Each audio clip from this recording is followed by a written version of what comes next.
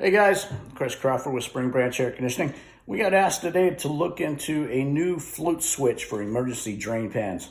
And you know me, when I say look into it, I literally take it apart and look into it. So that's what we did today. Thought I would go over it with you. So here's the AquaGuard, which is the main brand that everybody typically uses in their emergency drain pans.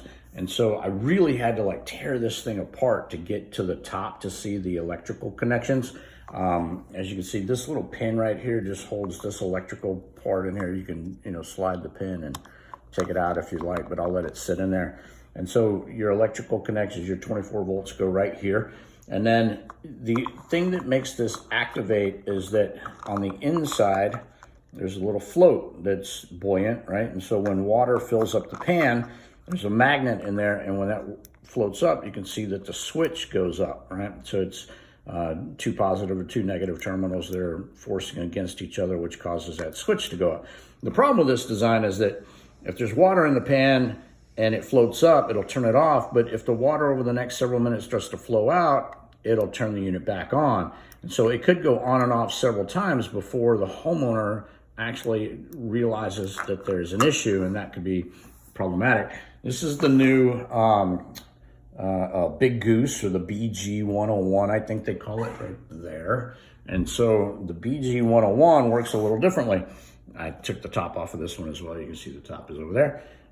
You can see the terminals are literally just floating on the inside of this thing on top of a couple of springs in there, right? There's the two little springs that are just sitting there. So this little electrical connector is just literally floating right on top of those springs. And then on the inside of this one, there's also a float. I had to put the bottom back on this one. You can't really see the float, but you can see the float is actually inside of the unit there. When this one floats up, it does something different. It gets to here, and you can see, watch the terminal. When it comes up, you can see the terminal go down, right? So instead of having two positive or two negative terminals forcing against each other, you have a positive and negative that attract each other.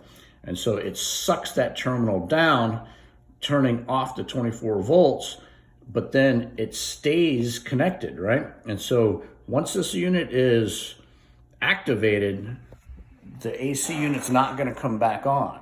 Does it make sense? Somebody physically has to go up into the attic space and flip that back down to reset it.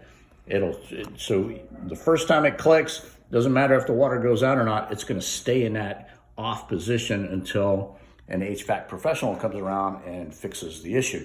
I kind of like this one better in the fact that it locks and stays in the locked position. The electrical connections seem a lot better. Like, I've got a lot more surface area for the electrical connections versus this real cheap little switch here. We've had these to where they should have been activated and did not activate, even though the switch was up. And so it's because the switch there is a pretty cheap switch. This seems to be a little bit better. Here's the other side of those electrical connections. I think it's just a little bit better of a design.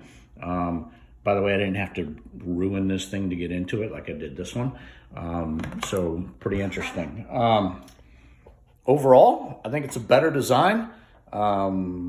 It's brand new and isn't in the stores yet. So question would be is how much is it going to cost? Like, if it's going to cost me $100, then no, it's not any better. So the question is what's the price differential?